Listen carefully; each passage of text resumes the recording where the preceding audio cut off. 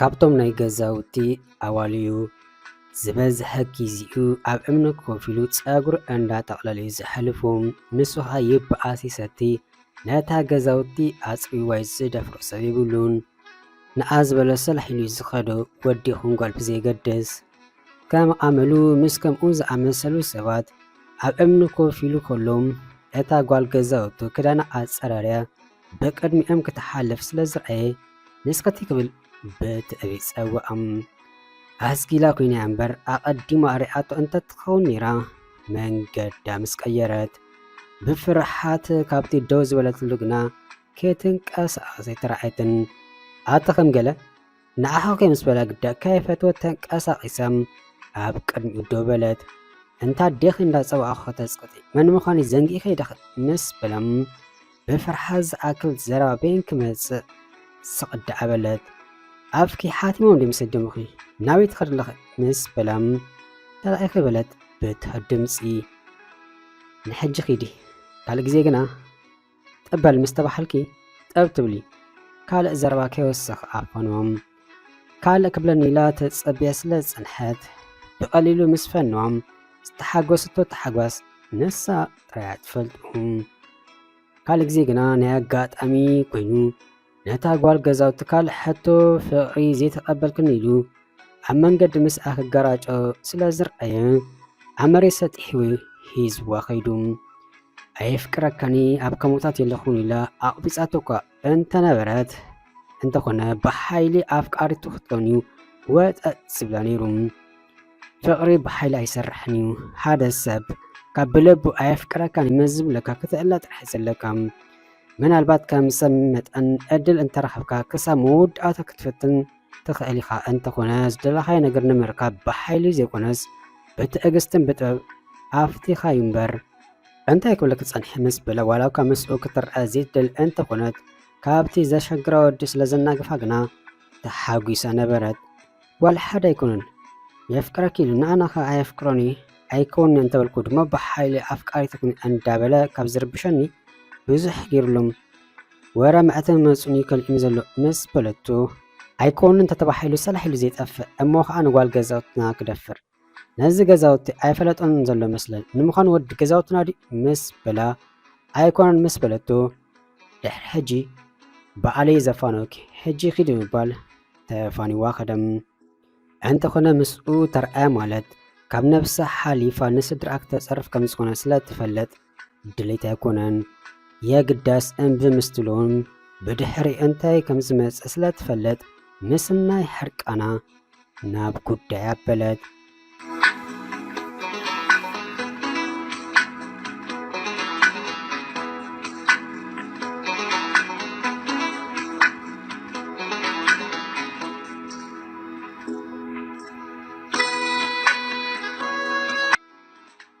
ከም ዓመሉ ወዲ ኣብ መንገዲ ፀኒሑ ጉዳይ ፍቅሩ ክገብር ክብል ግና ምስቲ ሰጢሕዎ ዝኸደ ወዲ ክትመፅእ ስለ ዝረአየ ኣንፈቱ ቀይሩ ካብቲ ኻይብ ተሰውረ። ሰሙመ መላእታ ቤና ክረኽባ እንተፀዓረብኳ ቤን ወዲ እንዳፋና መተንፈሲ ሰኣነ። ንሳ ግና መጀመርታ እኳ ምስኡ ክትርአ ትሽቁረር እንተነበረት ፈትያ ከይፈቱት ምስኡ ክትዕልል ምስ ጀመረት ውሽጡ ንጹሕ ሰብ ኮይኑ ስለ ዝረኸበቶ ኣይፀላእቱን። መሊኺዲ ገዛ ክእተው ኢሉ ተፋኒዋ ኸደ። እንተኾነ ገዝኣ ምስ ኣተወ ዝተቐበላ ነገር እንተሎ ተሪር ፀፊኢት ናይ ኣቦኣዩ ኣቲ ንስኽስ ኢልኪ ከዓ ምዝ ሰብ ዘሰክሐ ኣዋላ ክትዘሪ ኣቲ ከምዚ ገይረ ደይ ኣቤኪ ምስ ስራሕ ይኹን ቁም ነገር ሙያ ዘይብሉ ግዚኡ ብኸንቱ ዘሕልፍ እሞ ከዓ ሰብ ዘሰክሐ ሰብ ክትከዲ ካልኣይ ግዜ ብፀፊዒት ከላዳ ክብል ኣዲኣ ተወርዊራ ኢዱ ብምሓዝ በጃኻ ረግእበል ጓልካ ከይትቀትል ብምባል ክተተሓላድኦ ፈተነት። ርኢ ኸለኺ ድሕሪ ሕጂ ምስ ዝወዲ ምስ ዝርእኪ ወይ ኣነ ወይ ንስኺ ነዛ ምድሪ ክንሰፍራ ኢና ተዓለይ ሕጂ ሃብ ቅድሚ እንዳበለ ኣግባዕባ ኣላም።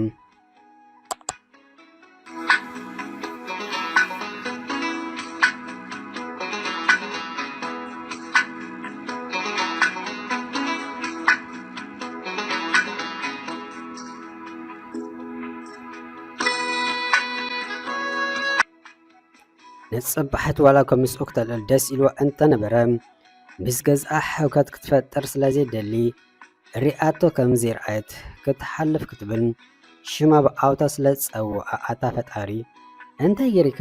እንዳበለት ቁልሕ ከበለት ደበለት ጨጉሩ እንዳጠግለለ ኣርከባሞም እንታይ ደኣ ረጊፅክኒ ትኸዲ ንቐዲ ዋላስ እንታይ መስበላ ኣይተሓዘለይ ደኣ እምበር ካብ ድሕሪ ሕጂ ምሰይ ከይትረአ ወይ ጠባካ ኮነ ኣካይዳኻ ማሓሽ ዓለም ብዓለማ ብኣኻ ክትስክሕ ክንደይ ግዜ ዲኻ ክትዕውል በጃኻ ግዜኻ ብግቡእ ተጠቀመሉ ተጻሪፍካ ከማን ተጽርፈን ኣለኻ ምስ በለት ኮርናፍናፍ እንዳበለት እንታ ዲኺ ይመልከተኪ ሓቂዱ ናይታ ዘፋነወኪ ገጽ ሪኺ ክትሰጥሕ ምዃንኩም ብኣይት ዘንግእ ምስ በላም ከምኣስ ትኽእል ኢኻ እሞ ንጓል ኣንስተይቲ ሓርምካ መን ንፉእ ዝብለካ መሲልከይ ዘይትሰርሕ ግዳ ንእስምናትካ ብኻንቶ ስቒልካ ተባኽኖ ከምዛ ኢልካ መዋዕልካ ተነብር ድዩ መሲልካ በጃኻ ካብ ድሕሪ ጅምሳይ ከይትርአ ኢላ ገዲፋቶ ኸደት ሽዑስ ተሰምዒ ዝመስል ክርክብ ኣይፈተነን ክልተ ኣንጎሎ ምስ ተዓፀፈት ግና እቲ የፍቅረኪ ኢሉ ተኸኽ ዘበለ ወዲ ኣብ ቅድሚኣ ስለ ዝጸንሐ ኣታ ዝኸስርሕ የብሉ እንዲ ብዝኸርኮ ክጸንሓን እንዳበለት ሪኣ ከም ዘይረኣየት ክትሓልፍ ክትብል ኣርኪቡ ኢዳ ሓዘሞም እምበኣር ብጋርደ ተዓጂብ ክትንቀሳቐስ ኣለኺ ዘይትርድእኒኺ ኣነኮ ዝባኽን ግዜ ሓልና ኣይኮንኩን ደድሕረኺ ዘብዘብ ዝብል ዘለኹም ፍቕርኺ በርቲን እምበር ቁሩብ ኣየደንግጸክን ኣተሓወይ ክንደይ ግዜ ደ ኣይከውን ክብለካ ቁሩብ ንኽብርኻ ተጨነቕ ኣነ ዋላ ሓደ ኣይፈትወካኒ ኣየፍቅረካኒ ካብ ዝገርመካ ክርኤካ ከለኹ ጥራሕ ዝዝክረካ እታ ልበይ ጨሊሉ ዶ ሓንሳብ ንሓዋሩን ከርኤካ ሰብኣይካ ምሽ ትርርበል ኣተሓዘለይ ደኣ እምበር ኣነስኻን ከማን ኣብዚ ዓለም እንተንተርፍ ሓራይ ኣይምስበልኩኻን ብትርኢትካ ወይ ብጠባይካ ብዝኾነ ምክንያት ኣይኮንኩን ፍቕርኻ ዘይቅበሎ ዘለኹም ስለዚ የፈተወካ ጥራይ ኣብ ልበይ ፈቲሸ ክረኽበካ ይከኣልኩን ስለዚ ምስናይ ኣክብሮቱ ካልእ ተፍቅረካ ጓል ሓሰስ በል ድሓር ከዓ ምናልባት ናቂነ ምሳይ ዝኸይድ ወዲ እንተሪእኻዮ ንኡ ፈትዮ ኣለኹ ቅበፀን ሕጂ ኢላ ገዲፋቶ ገለት ግዳሓቂ መገላገለያ ከምኡ ኢላ እምበር ነቲ መኣገርገሪ ናይ ገዛቶም ወዲ ኣፍቂራቶ ኣይኮነትን ብዝተሰበረት ልቢ ካብ ቅድሚኡ ክሳብ ትስወር ብኣይኑ ኣፋንዩ ምስ ዕድሉ እንዳማረረ ኣንፈቱ ጠብዩ ንኸይምለስ ዝወሰነ ዝመስል ካብቲ ከባቢ ተሰውረ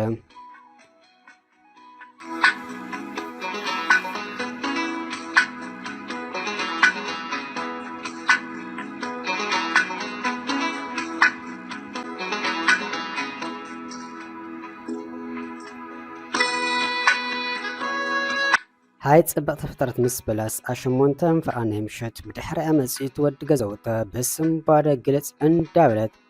ኣታ ንስኻ በቃ ኣኺልካ ቀትር ኮነ ምሸት ኣብ ጎደና በጃኻ ሰብ ከይርአና እሞ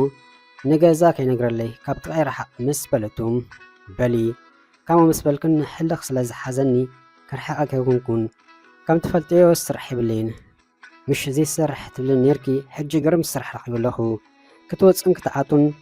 ክሳብቲ ትኸደየ ቦታ ከፋኖኪ ተጸበየ ድማ ክመልሰኪ ጽባሕ የራኸበና እባል ገዲፉ ኣኸደ ኣታ ሰብ እዚ ምስ ስድራይ ከበኣሰኒ ኣቦ ይምክሓለይ ከምዛ ዝነበረስ ብሰንኪ ከም ገለ ወዲ ክብራተይ ክስእን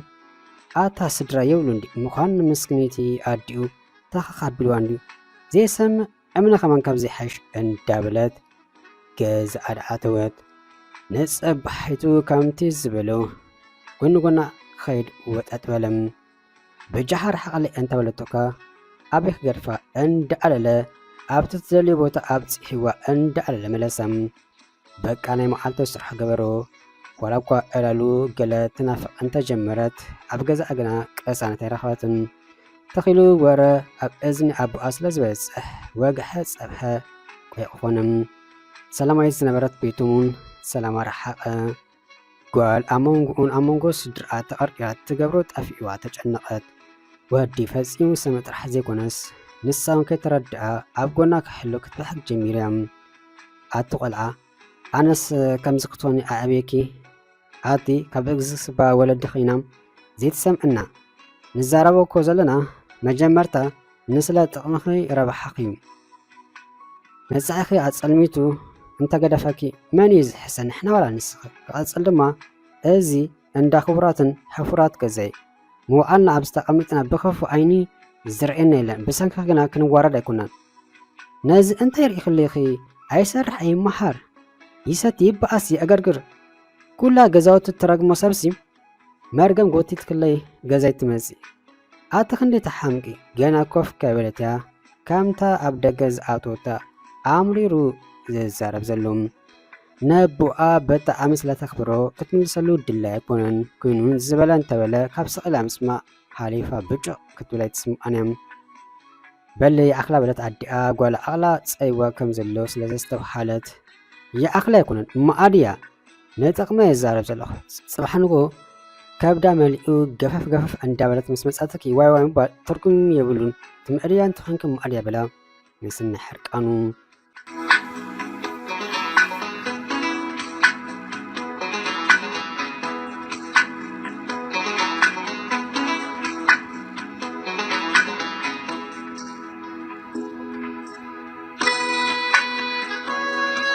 ኣታ ሰብ በጃኻ ከበረኻ ዋላ እኳ ኣፋ ከምኡ ይበል ደኣ እምበር ውሽጣ ግና ንኡ ብምርኣት ሓጊሳ ነበረት ኣነ ደኣ ካብ ጽቡቕ ባሕራት ዝብሎ ዝጀመርኮ መፈጸምቶ ከየብፅሕኹ ዘይገድፍ ምዃኑ እዩ ወዲ ሰብ ካብ ዕላምኡ ብዝኾነ መሰናኽላት ክዕንቀፍ የብሉን ክትብል እያ ኣደይ ንምንኣስ ሓወይ ክትምዕዶ ዝሰምዕ እሞ ሓቂያ ናተይ ዕላማ ድማ ንስኺ ንሱ ድማ ንኣኸ ምምላስ ስለዚ ኣይክሰምዓክን ምስ በላ ንስኻ ፍሉይኻ እንዳበለት ከይተረድኣ እንዳሰሓቐት መንገዳ ገበረት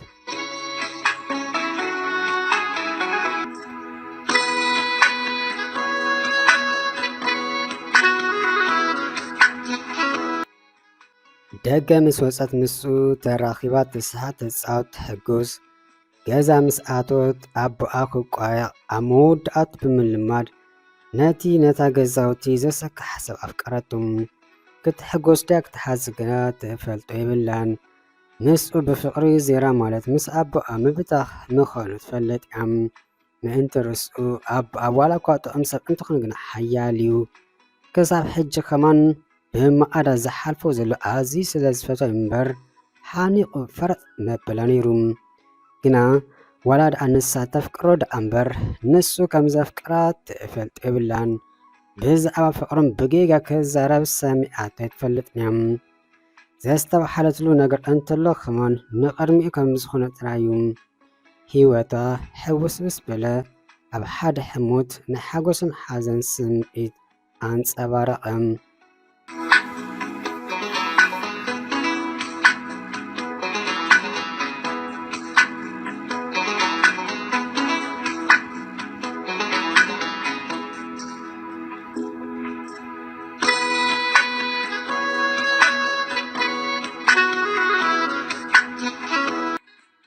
እሞ ጽባሕ የራኽበነ ቻው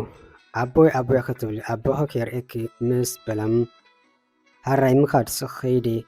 ሓንቲ ሕቶ ግና ክሓተካ ፍቓደኛ ዲኻ ምስ በለቶ ሕተቲ እንታይ ፀገም ኣሎ ስለ ዝበለም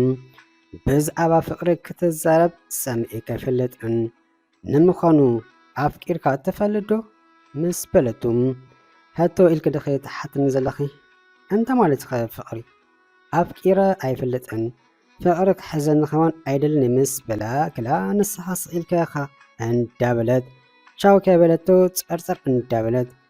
ናብ ገዝኣ በለት እንታይ ኮይና ዘጓል ፍቕሪ ገለ ትብል ንሱም ብዙሕ ከተገደሰም መንገዱ ገበረ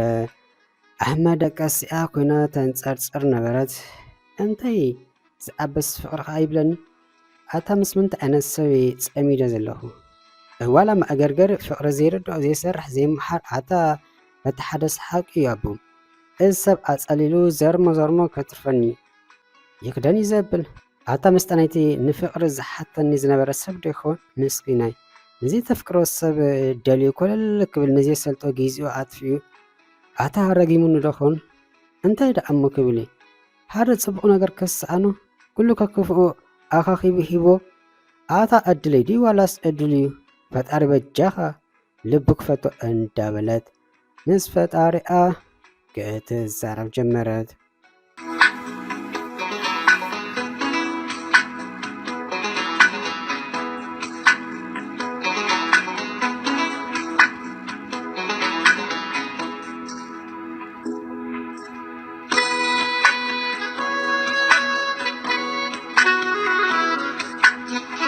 مسمع مش أبيخ بالي أزدي كراونت شانتا حيسكي جازا قدفلي مشت جازا مساعتوتيا شانتا عدالي أبو أكم زلزلهم أدعى بجاها قدفلا مسمع أبي ويم أتابو هجي مشت مدرا نابي مسبلتو بسم بعده انتي فليتا نابت أولا ودنبر نابي دا كابانا دونو عيمة اسكن سلازي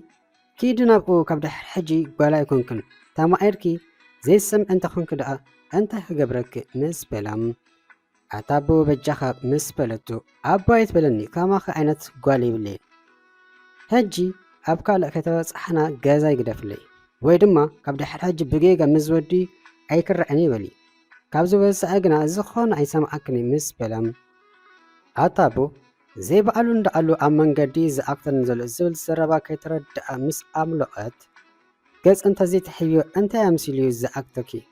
كم أنت خينو مو كتمسكريخي أب حقت ألتل كنبلينا أنوكو إيدي كاميراس هيلين بر بقالي مس آخلكو مس بلام بوليس مس سمعت بخا بقالو زيبلكو اندابلة تتعاسد تفتوسب بسانكا كأسر كونا زخون ساقم كركب دليتي كونن أتابو بجاخان دو تردأن مسبلتو أتوقلا ولدنا كنبر أي ولدكنا أزخل أمتت حانتي كيقدولكو أحاقي أزأبخو أبزبت سحكت بسحنبر مسمانم أولا قدنا كتزر ليكم كن وي قزاي قدف اللي وي دما كبر حقي هادي إمرزي مسبلام تخلو سلازي بالله كيف فتوت أيك أربون إلى مسنا نوعاتنا بكفل عبلت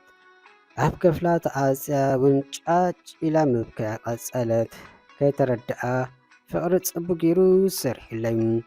بداقة حقيسات مس أوش تغزا دما أمباقرو أندا سنحقنا تشجرت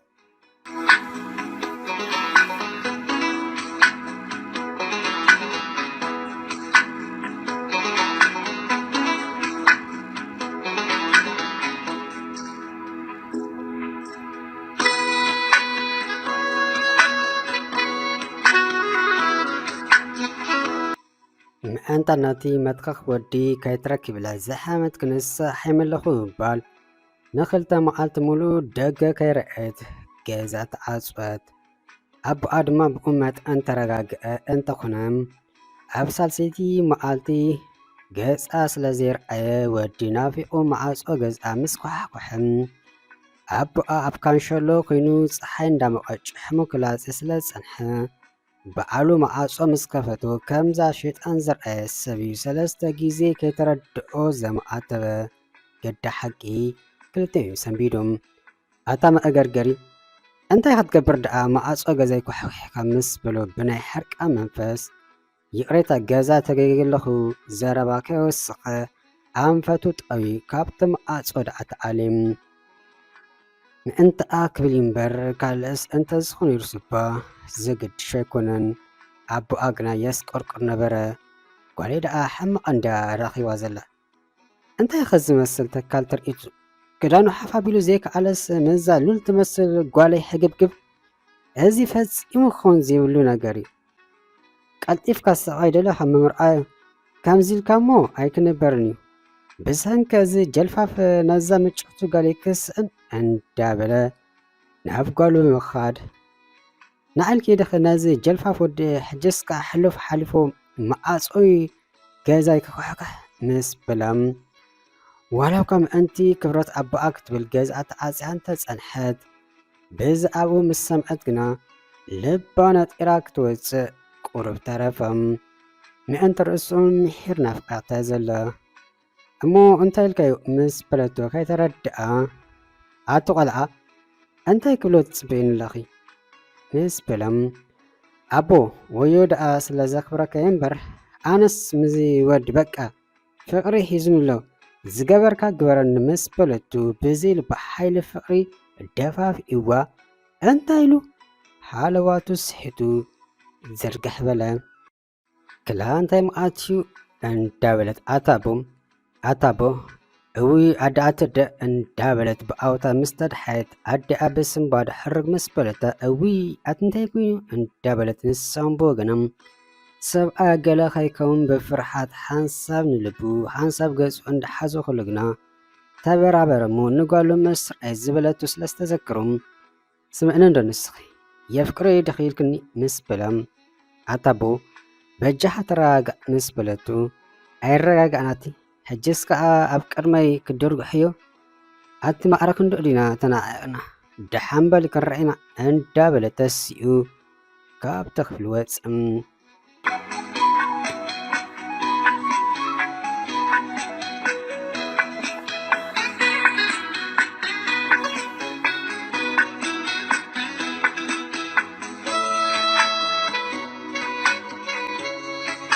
ኣይተሓዝለ ኣዴ ብፍቓደይ ካብዚ ግዜ ይውፅእ ኣለኹ ብሰንከይ ኣቦይ ክሓምም ድልት ኣይኮንን ኣነ ብፍቕሪ ይስቀይ ዘለኹ ሓሳብ ልብኩም እንተዘስምር ደስ ምስ በለኒ ግና ልዕሊ ዓቕሚ እዩ ፈትያ ኮንኩን ጥራይ ሰላም ትመንሊ ምስ በለታ ኣነ ጓል ኣቦኣዶ ኣትጓል ተጸሊልክ ደኺ ካብ ገዛኻ ሓሊፍክ ናበይኻ ክትከዲ ሬሳይ ተገሳጊርኪ ክትሓልፍ ኣለክ እምበር ኣነ ብሕይወት ከለኹ እሞ ከዓ በዓልኻ ካብዚ ገዛ ክትወፂ ዘይከውን ኣይክትወፅን ኢኺ ናይ ኣቦኽ ነገር እናባይ ግደፊ ከረድእ ድሓርካ ኣቦኽስ ኣስተጋጊ ዘይነፀቕኻ ኢኻ እንዳኣሉ ከመይ ኣቢልኪ ከምዚ ዘይረብሕ ወዲ ትኸዲ ዘለኺ ኩሉ ሰብ መዓልታይ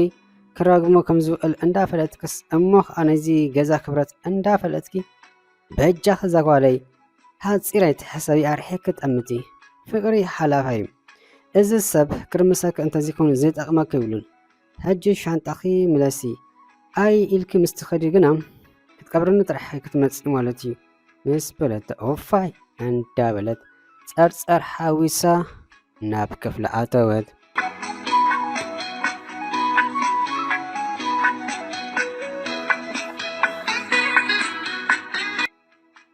ኣቲ ጠፊእኽና እምበር ከምዚ ኸመን ዝናፍቐኪ ኣይመስለን ነይሩ ምስ በለ ኣብቲ ጎደና ምስ ረኸባ ይደፈና እስከ ንስኻ ኸ ብሳንካ ዘሕልፎ ዘለኹ ህይወት በዓለይ ዝፈልጦም ኣታ ንስኻስ ካብ ዘለኻ ህይወት ክትወፅእ ዘይትፍት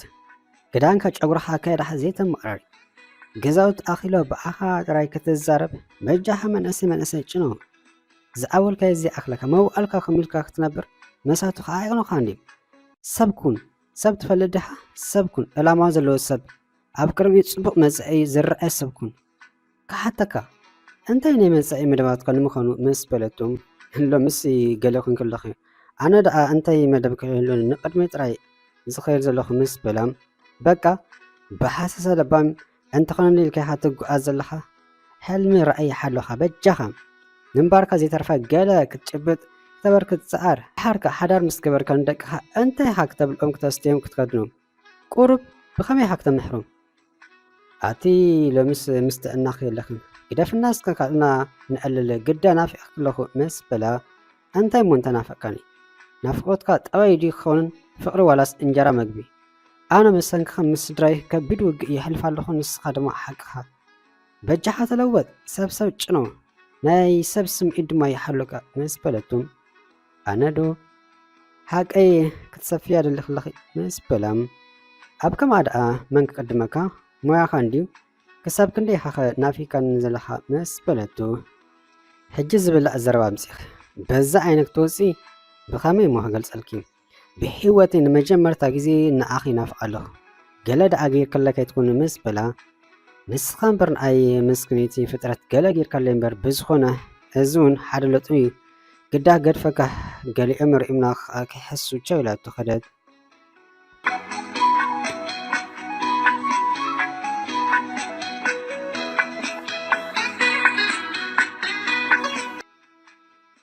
ወዲ ክብል በዘይ ልቡ ኣብ ሕለም ዝበለ ፍቅሪ ኣተወ ከምታ ተፍቅሮ ኣፍቀራ ፍቅሪ ክሕዞ ንመጀመርታ ግዜ እዩ እንታይ ዝኸውን ዘሎ ኺሉ ተመራሚሩ ኣብ መወዳእታ ዝበፅሖ ነገር እንትህሎ ምሒር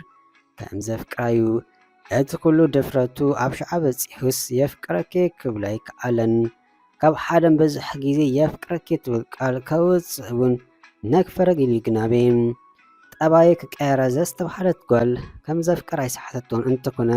ካብ ኣፉ ከውፅያ ትፅበ ዘላ በቲ ሓደ ግን ኣካየድኡ ክቕይር ብሓንቀውታ ትፅበ ዘላ ከምዚ ኢሉ ፍቁራት ምዝኾኑ ሙሉእ ፍቅሪ ከምዘይኮነሎም ኣፀቢቐ ትፈልጥ በሊ ሎሚ ሓደ ነገር ዝነግረክለኒ በላ ዘለዎ ድፍረት ኣኻኺቡ እንታይ በለቶ እንታይ ክብላ ከም ዝደልየ እንዳፈለጠት እንታይ ድዩ መሲልክ ኢሉ ስቕበለ ነታ ቃል ከውፃእ ብሓንቆታ ከንፈሩ ትዕዘብ ነበረት ማለት ዳ ኢሉ መሊሱ ስቕበለም ንመጀመርታ ጊዜውን ብፍርሓት ርሓፅ አንጠብጠበ ነክፈረ ክብል ጸኒሑን ምሽ ኣለኪ ኣነ ብጣዕሚ ኣፍቂረክ ኣለኹ ምስ በላ ከይተረድኣ ብስምዒት ዘላ ተጠምጠመቱም ኣታ ደንዙዝ እዚ ኩሉ ድፍረትካ ክሳብ ሕጂ ኣበይ ነይርካ ኣነ ካብ ዘፍቅረካ መዓስ ውሕድ ገይረ ኣኑን ብጣዕሚ ዘፍቅረካ እንዳበለት ተሓቂፋቶ ድሕር ምጽናሕ ጸኒሓ ግና ካብ ነፍሱ እንዳትዓለት ግና ስማ ኣካይዳሓ ክትዕርለካ ምስ በለቱ ተፍቅረኛ ዝብል ዝኾነ ግምት ስለ ዘይጸንሖ ምእማኑ ተጸጊሙ ቀባሕ ዋሕ ይብል ነበረ ኣታ ንኣሓኪ ምስ በለቱ ናይ ብሓቂ ተፍቅረኒኺ ምስ በላ እንተ ዘይፍቅረካ ዳ እንታይ ምስ ስድራ የበኣስን ኣሎ ብነብስኻ ዘይርዳእካ ድንዙዝ ኮንካ እምበር ብሰንኪኻ ዝጸግቦ ዘለኹ መከራ ባዕሊ ዝፈልጦ ግና ፍቅረ ጥራሕ ኣካል ኣይኮነን ጠቕላላ ኣካይዳኻ ቀይርካ ካልእ ሰብ ክትኮን ኣለካ ስድራ ጥራሕ ዘይኮነስ ምልእቲ ገዛውቲ ኣይትፈተካና ካብ ኮነ ምስ ሓዳር ናይ ምግባር መደብ እንትሓሊካ ሰብ ክትጨኑ ክትክእል ኣለካ ዝሰርሕ ዝንቀሳቐስ ሰባት ዘክብር ዘይተሓረም ሰጢሉ ሂወቱ ዝመርሕ ነዚ ክትገብር ኣቕሚ ኣለካ ድዩ ምስ በለቱም ንስኺ እንተሓጊዝክኒ ደኣ ንኣኽ ክብል እንታይ ዘይኮን ምስ በላ ከምኡ እንተኢልካ ኣብ ርገጽ ኣነ ክሳብ ሂወተይ ከይተረፈ ምእንታኻ ክብጅዱል እዩ ስለዚ ሓግዘኒ ክሕግዘካ ምስ በለቱ ቅሰኒ ዘይነፍሰይ ረብሓ እንዳኣሎ ምስክነቲ ኣደይ ንበኣላ ብሰንከይ ዘይትዋርድ ዘላ ኣቲ ብሰንከይ ዝቐርባ ሰብ ስኢና ከምዛ ካብ ሰብ ዘይተፈጠረሲ ምስ በላም ሕጂ ዶ ተረዲእካ ንሕና ንወለድና ኩርዓት እምበር መከራ ሽግር ክንኮኖም ኣይግብኣን ይሓሎም ኣይሓሎም በታ ዘላቶም ንናትና ጽቡቕ ክብሉ ዘሕልፎ መስገደል ቀላ ኣይኮነን ካብ ኩሉ ድማ ዝወለደት ኣደ ክትነብእ የብላን ብሰንኪኻ መዓንታ ሕርር ከም ዝበለ ኣይጠፍዓካን መችም እሞ ሕጂ ሎም መዓንቲ መጀመርታ ፍቅርናያ ነዛ መዓልቲ ንዘንት ዕለት ከይትረስኣ ብጣዕሚ ዘፍቅረካ ምስ በለቱም ነዚኣ እንተረስኤ ደኣ ሞት ይረስኣኒ ብጣዕሚ ዘፍቅረክ ኢሉ ሓቒፉ ኣብ ግንባራ ሰኣማም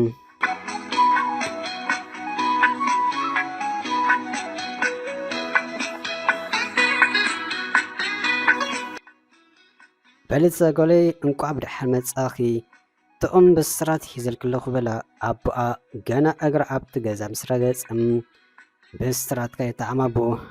እንታይ ደኣ ተረኺቡ ምስ በለቱ በልት ዘጎለይ እዚ ንኩላሕና ዘሐጉስን ዘቐስን ድማ እዩ ተስፋ ገብር ከዓ ንኣኹን ከምዚ ተሓጒስናይ ዘለና ክሐጉሰኪ ምስ በላ ኣታቦ እንታይ ንገረኒ ኣሓንጢኸንኮ ምስ በለት በልት ዘጎለይ ከመይ ዝበለ ምሁር ወረጃ ወዲ ሕፍራት ክቡራትን ራኺበልኩ ኣለኹ እሞ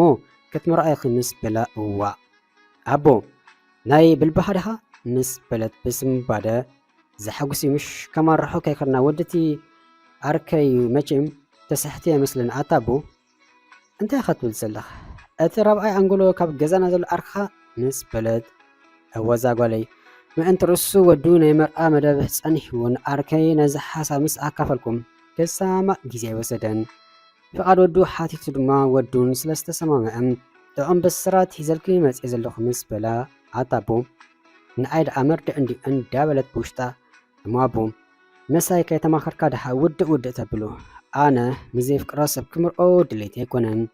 ዝገበርካ ግበር ዝበልካ በል ድማ ዘፍቅሮለኒ ምሽ ኢለካ ምስኡ ክነብር ዝደሊ ምስ በለት ኣነ ዶ ኣትንታይ ኺ ነዚ ሓጎስና በዚ ጓሓፍ ወዲፋሕ ተብልና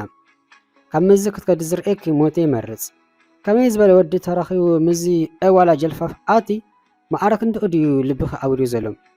ክንደይ ተዕሽኸ ብኣለኺ መጻእኺ ብገዛእ ፍቓድኪ ክተጸልምቲ ኣታቦ ዘይልወጥ ሰብ ምሸለን ክልወጥ እዩ ጠባይ ይኩን ኣካይዶ ከመሓሹ በጃኻ ተረድኣኒ ምስ በለት ኣትጓል ዝርድኣክ ነገር የብልን ምስ ኣርከይ ቃል ተኣታቲና ወዲእና ኢና በዚ ጓሌ ከሲር በትኻ እና ኣርከይ ከተክስር እንደልኺ መቼም ናይ ዘበናት ዕርክነት ከም ዘለና ትፈልጥ እንደኺ ኣነ ከዓ ኣጻፊ ቃል ኣይኮንኩን ቃል ክቡር እዩ ኣብ ቃላይና ድማ ክንጸንዕ ዝግባአና ጥራይ ነብስኻ ኣዳልዮ ሕጂ ዘረባ ኣይልን ምስ በለም ጸርጸር እንዳበለት ናብ ክፍላ ኣበለት ገና ሓጎሳ ከይተዓመት ከላ ኣብ ገዝኣ መርድእ ምጽኑሕ ብጣዕሚ ሓረቐ ጥራሕ ዘይኮነሲ ተናኽኒኻ በኸየት ዕድለይ ክንደይ ከፍዩ እንዳበለቱን ኣምሪራ ኣስቆርቆረት።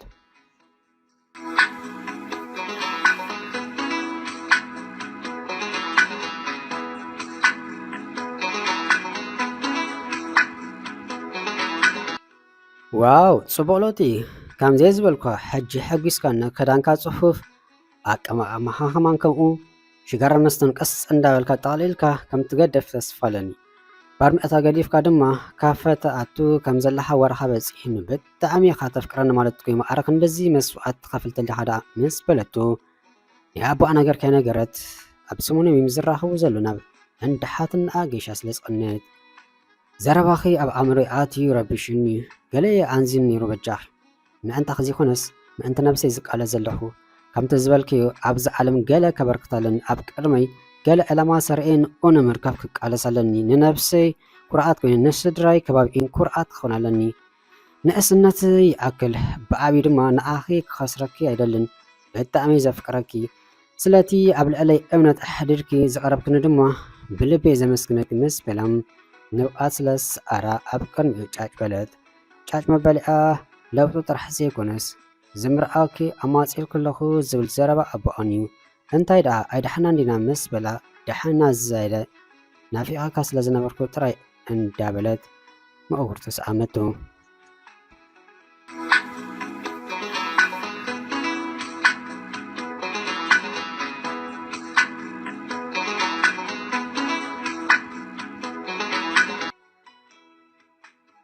መችም ኣቦይን ኣቦኹን ኣዕሮኽ ምኾኖም እዚ ናትዩን ናትክን ሓዳር ድማ ዝያዳ ከም ዘደልድሎ ርግፀኛ ሽሕ ግዜ እኳ ካብዚ ገዛውቲ ቀልጢፈ እንተወፃኹ ጽቡቕ ጌርኪ ከም ትፈልጠኒ ርግፀኛ ድሓር ከዓ ካብ መዓስ ከም ዝጎበስክ ኸማን ይገርመኒ ዘሎ ምስ በላም ግድን ክትረኽባ ኣለካ ኢሉ ኣቦኡ ስለ ሰደዩ ተራኺቦም ዘዕሉ ዘሎም ጽቡቕ ኣለኻ ዕርክነት ናይ ኣቦታትና ናይ ነዊሕ ዓመታት እዩ እንተኾነ ዕርክነቶም ፋሕ ከብል ይሰግእ ኣለኹ ምስ በለቶ ኢሄዳ እንታይ ተራኺቡ ምስ በላ መቼም መንእሰይ ስለ ዝኾንካ ክትርዳኣለይ ተስፋ ገብር ኣነ ኩለንትናኻ ኣይፅላዕኹን ግና እቲ ሽግር ልበይ ኣቐዲሙ ናብ ካልእ ስለ ዝሸፈተይ ኣዝየ ዘፍቅሮ ሰብ ኣለኒ ኣቦይ ነዚ እንዳፈለጠይ ምስ ኣቦኻ ተረዳዲኡ ነቲ ዘፍቅሮ ሰብ ድማ ከማንም ክሓብኦ ኣይደልን ትፈልጦ ትኾን ኢኻ ወዲ ገዛውትናይ እቲ ኩሉ ሰብ እዋላይሉ ዝስክሓሉ ምሽ ኣሎ ምስ በለቶም እዚ ኣብ እምኒ ኮፍ ኢሉ ተሰጢሕ ዝውዕል ጥራሕ ከይትብሉኒ ምስ በላም ቅድሚ እምበር ሕጅስ ይልወጣሉ ግና ሓቅኻ ይተጋያኻ ንሱ ምስ በለቶ ኣቲ ንስኺ ትመስለ ሽኮሪና ጓልቶም ክቡራትን ሓፍራትን ሲ ከመይ እዚ ነገር ንዚ ምስ በላ እቲ ዛንታ ነዊሕ ግና ክትርዳኣለይ ዝደሊ ብጣዕሚ ዘፍቅሮ ስለዚ ተሓባበረኒ ምስ በለቶም ኣነ ደኣ እንታይ ክትሓባበረኪ ምስ በላ ንኣይ ትኸውን ጓል ኣይኮነትን ኢልካ ነቦኻ ኣይኮን በሎ ምስ በለቶ ከምሞ ዘይኸውን ሓደ ኣነ እውን ኣይፀላእኹን ቅፅል ድማ እንዳረኣኹ እንዳሰማዓኹ ዋላ ዳ ኣነ እውን ኣይወሰደኪ ደኣ እምበር ከም ጓል ኣርከ ኣቦይ መጠንሲ ናብ ጉድጓድ ክትኣትው ስቒለ ዝእዘብ ሰብ ኣይኮንኩን ምስ በላም በጃኻ ዝብለካ ጥራሕ ተሓበረኒ ኣብ ዓለም ዘይልወጥ ሰብ የለን ይልወጥ ድማ ኣለዉ ሕጂ ንስኻ ሓራይ ኢልካኒ ማለት ሂወት ክልተ ሰብ ኢኻ ተተርፍ ዘለኻ ንሱ ኣባይ ተስፋ ገይሩ ምእንታይ ክብል ሂወቱ ኣብ መሓሹ ዝርከብ ዘሎ ምስ በለቱም ፈፂመ ከምዘይ ተፀበኹ መቼም እንታይ ደኣ ክገብር ዝሓበኒ ምቕባል እምበር ልብኺ ምስ ካልእ ከሎ ብሓይሊ ጎቲተ ክምርኣኩን ፍቃደኛ ይኹንኩን እንተኾነ ነቦኹ ኮነ ንኣኺ ሓዚነልኩም ኣቲና እዚ ደኣ ክንደይ ግዜ ዲና ሚኢድናዮ ረብና ዲና ቀደም ገዲፍኒ እምበር እንደይ ሓይለ ፍቅሪ እንተለወጦ እምበር በሊ የሳልጠልኪ ብኣይ ወገን ቀሰኒ ከም ገለ ኢልኪ ምስቲ በኣሲ ሓዳር እንተዘይገይረ ግና ናባይ መፂ ሃላ ጓል ኣርክቦይ በሊ ስተይ በላዕናቲ ቢራ ኣልዒሉ እንዳሰተይ ነሳውን በቲ ሓጓስ ነታ ካብ መትሓዚ ጥርሙዝ ናብ ቢኬሪ ዝቀድሐታ ኮካ ኣልዒላ እንዳሰተየት ክምስምስ በለት።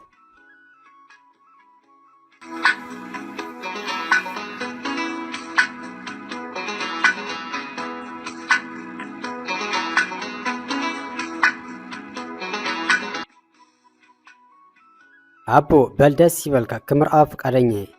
أرك ودخا زفتوس سبي مس بلتم نزا قد ببلحات حزلني لا مس نفسها تردادئة صباستي خنزا قولي صبو قبركي هساسي قول من دخي هجي عقر إخني بقالخي نجلفا فود تمرخي مخراخي كتساقبي حجي تقلاقيلكي اندابلا دقاقيمو حقفو السعمام ولا قاتل لي السبك تركب زقبرتو انت خنت يقدس حقوس أبو آري أقنا أحزنا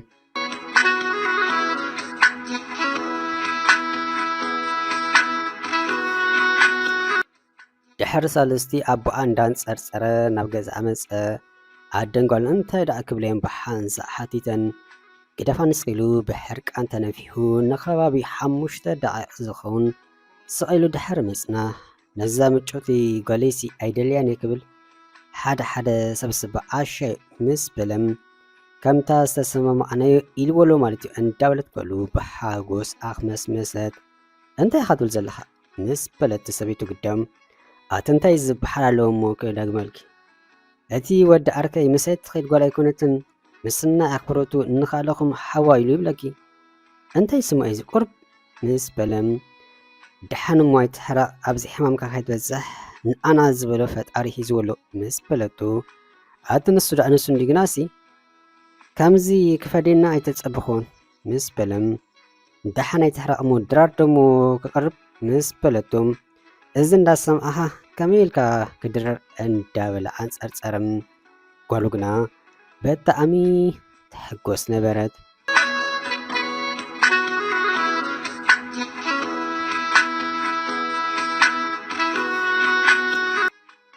أي دي ولس اندابلت آتاكيرات أمتتمو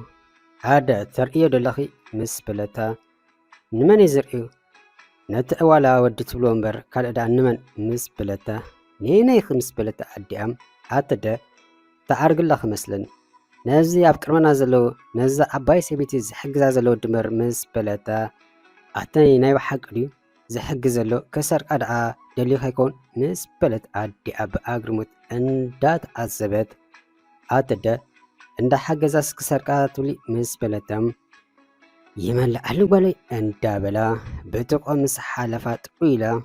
بكنفرا إيدا سئما أوفيلا مثل آختلوم بيت حاقواس إيدو انداوزا وزا سلام الوا دحار كم زراخبو بملك الترارادئم قو قدايم قبرو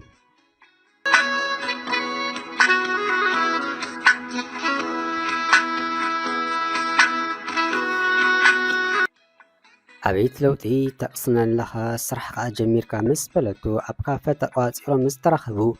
أف قودنا دويل كم إلالون تاقدي فيهم قدنا برنا أخاك حقوس كل لنفسي ون يتقمال له حق أي ناي بلبها يخد حقوس كل ليز اللخي مس بلام أواس لزبلتو أمو كراغز أبزا كم فريدو كس من مس بلا اندا سحاقة كدا تسدي اندا بلت أخمس مسات كحاتا كندو قده مسخونو دقن كتكدير اي كفلتن بجاكات نفقر مخصب لكي زنبر ودون تأول ككتا اللي أير أخون أتنسخا يراخبكي ألودو مس بلام نسو دقا كابز أب سكندي ديرو أو حقها نسايخا نايفالم أفكار ايم أقل تغير كون كل انتنا كتوسدخا مس بلاتوم بحق أسكابل أقل دراي كند الصفحات سمين أمكات بحرن كأمبر أتي مساخي استراح كل مقالتي كمي برقت مقالتي مس بلام أنا أدلني جنا بزوح استرفكا نجرالو عبرت خزار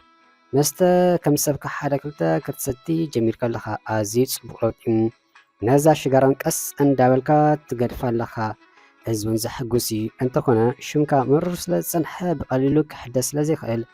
كمتي نتأباي سويتي تحجزاز نوركا نجزاو تنونز تاك أناجر كتقبر لك حرايدو مس بلتوم كأساني بلانا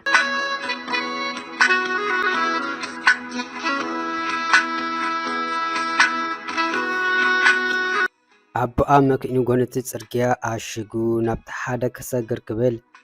بنحر ماكينات مز سلازنا برد كير أحرك ولا قبل حادا بدحر يمز يقوتي تنسكل عدحانو أنتخونا كلتي أمريت تاست إحونا بروم የግዳስ አቦኣ ኣብ ልዕሊ እቲ መንእሰይ ስለ ዝወደቐ ዋላ ሓደ ኣይኮነን። እቲ መንእሰይ ግና ደም ይፈሶ ነበረ። ነቲ ፍጻመ ዝተዓዘቡ ዘበሉ ተኣኪቦም ንክልቲኦም እኳ እንተተሰብዎም ደም ይፈሶ ከም ዝነበረ ምስ ዝተባሃሉ ማኪና ሕክምና ክብሉ ዝሰምዐ ኣቦኣ ኣነ ከብፅሕ ኢሉ ኣብ መኪኑ የእቲ ሕክምና ምስ ኣብፅሕዮም እምበኣር እቲ ዋላ ናይ ገዛውቶም ከም ዝኾነ ዝተባሃልን ዘይጠቅም ስብስብ ኢለን እንዳበለ ክሳብ ርእሱ ዝዕሸግ ተጸቢዩን ናብ ገዛውቶም ክመልኦ ናብ መኪኑ ኣስቀሎም። ኣታ ደሓን ዲኻ ብኤንዳ ጸኒሕካ ብከንቱ ጠፍዒ ነይረሳ ኣለኻ ታሪፈ ምስ በሎም ናይ ኣጋጣሚ ጽርግያ ክሰግር ክብል ብዝኾነ ደሓን ዲኻ ንስኻ ምስ በሎ ነቦኦም ኣነሳ ኣለኻ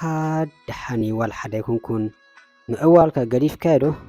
ካብ ጓለይ እኮ ርሓቕ ተባሂልካ መርሓቕ ዓቢኻ እንዲኻ ምስ በለም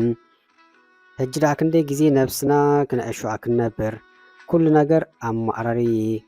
ኣብ ከቢድ ፃዕሪ ድማ ይርከብ። ስራሕ ጀሚረ ካብ ነሰይ ሓሊፈ ናደይ ከማን ተሪፈ ኣለኹ ምስ በሎም ኣከዳድናኻ ኣቀማምቃማኻ ይርኢ ኣለኹ ንጓለይ እንተዝሕበካስ ከምዚ ኣነ ሕንቅየ ዝኣበኻ ክተንብራ ትኽእል ዶ እንዳዘርካ ዘመኻ ኣይተሸግራን ዶ እሙን ሓዳርካ እሙን ገዛኻ ክትከውን ብቕዓት ኣለካ ዶ ምስ በሎም ምእንቲ ጓልካ ዘይኮነ ምእንቲ ነብሲ ክብል እምበር ንጓልካ ይመርዓዋ ኣይመርዓዋም ኣብ ስካድኮ ንኩሉ እሙኒ ክኸውን ዝደሊ ናብ ዝነበርኩ ህይወት ክምለስ ብሓቂ ኮነ ድሌት ኣይኮነን መንገዲ ዓወቲ ሒዜ ኣለኹም ከሳብ መውዳእታ ድማ ከብፅሐይ ሰብኣይ ጭኖ ትብል ነይራ ጓልካ ሰብኣይ ክጨኒ ዝደሊ ብሰንከይ ኣብ ገዛ እምባጋሩ ይፍጠር ከም ዝነበረ ወረ በፂሕኒ ስለቲ ኩሉ ነገር ይቅሬታ ይሓትት ይቅረ ምሕታት መርኣያ ልቦና ትብል እሞ ኣደይ ይልብናማ ኣለኹ መስለኒ ምስ በለም ጽቡቕ ለውጢ እሞ ጓለይ ሰለስተ ኣወዳት ኣማፂላ ናቶም ክልተ ክሳደይ ንኻራ ብጀካ ኸንበር ኢላ ኣቕቢፅያም ስለዚ ኣብ ትካለይ ን6 ወርሒ ክትሰርሕ ዕድል ክሕበከይ ኣታዊ ናይቲ ትካል ክብ እንተቢልካዮ ብኣቢልካ ድማ መንፋዓትካ ትግሓትካ እንተሪኢኻኒ ነጓለይ መሪቐ ክሕበከ ምስ በሎም ጥራይ ጽቡቕ መእተዊ ኮርስ ሓቡን እምበር ደስ እንዳበለ እምበር ወርሓ አንጎለይ ዘይጥቀመሉ ኮይኑ እምበር ንቑሑን ቀልጢፉን ነገራት ናይ ምሓዝ ክእለት ኣለኒ ስለቲ ዕድል ዝሓብካ ንግና የመስግን ምስ በሉ ምምስጋኑ ድሕር ዓወትካ ይኩንልና እንታ ህይወተይ ዘተረፍካያ ግና ኣነ ከመስግነካ ዝግባኣን እሞ ንኣ ገዛእቶ ምሳና ክደረር ምስ በሉ ኣብ ገዛውቶም ምስ በፅሑ ድሓን ኣብዚ ክወርደ ቁሩብ ከዓ ቃንዛ ይገብረለሎ ምስ በለም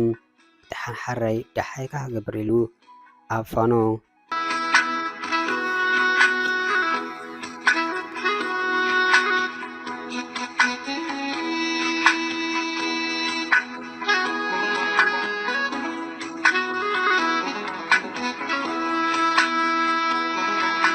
ገዝኡ ምስ በፅሐ ንጓሉ ባናና ወዲ ባናና ስጋ ወዲ ስጋ ከይዳ ክተብፅሓሉ ምስ ነገራ ተሓልም ከተሕልው ሰብነታ ደጋጊማ ቆንጠም ኣብ ገሓደ ዓለም ከም ዘላ ስለ ዘረጋገፀት ከመይ ዝኾን ነገሩ እንዳበለት ብተሓጓስ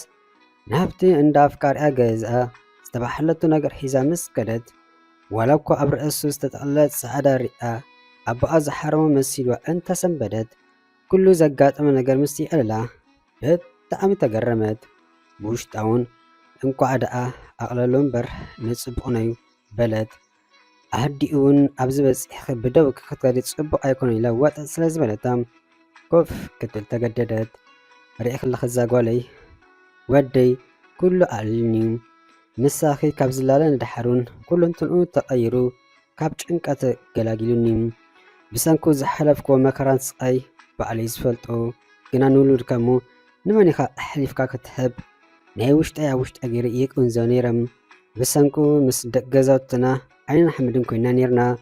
ብዝኸዶ ከእገርግር ካብ ነፍሱ ሓሊፉን ንገዛና ነፋስ ይኣትሎ ነይሩ ሕጂ ግና ፈጣሪ ግዲ ይኣኽለኪ ኢሉኒ ንኣኽ ብረኽቲ ፍጥረት ሰዲዱሉ ያሎም ኣብ ትሕቲ ፈጣሪ ምስጋና ዝግባእክ ድማ ንስኺ ሞዛጓለይ ፈጣሪ ተደልዮ ዘበለ ይሓብኪ ሓሳብ ልብኺ ድማ የስምረልኪ ምስ በለታ ማማ أنا ولا حدا زقبر كل يبلين جيزي بقالو محيرو ود سب من الوقت نقسمنات عاد كيوا كجاجوي أبزيهم من قد كسان حيخ اليوم أنت خون بو أبيلكا كتفق لخي أتسأجم مسكزي دما جدن كلوت ألو أما ودخون ساعات سلزة أخليو لو تسات أمت يمبر أنا دا أوريجن أنت غير مس بلد دحان زاغولي أب تحت فتاري من قدو مسمر نكهز هاجيس كيخي بنفسخي تحتي كوين كد أمبر مو دراردو ندر إلى بدن مس بلد كتقرب خيري دحان ماما قال جيزي كمزي جازانا درار قراري بميم زيت سبين زلو محرت يوردلك مس بلدو نت أفكاري أمين بلا كفانا عندها تسأم دحان تسأجميلن بقالي خيدي سلز بلدو قده هاريلو قدفام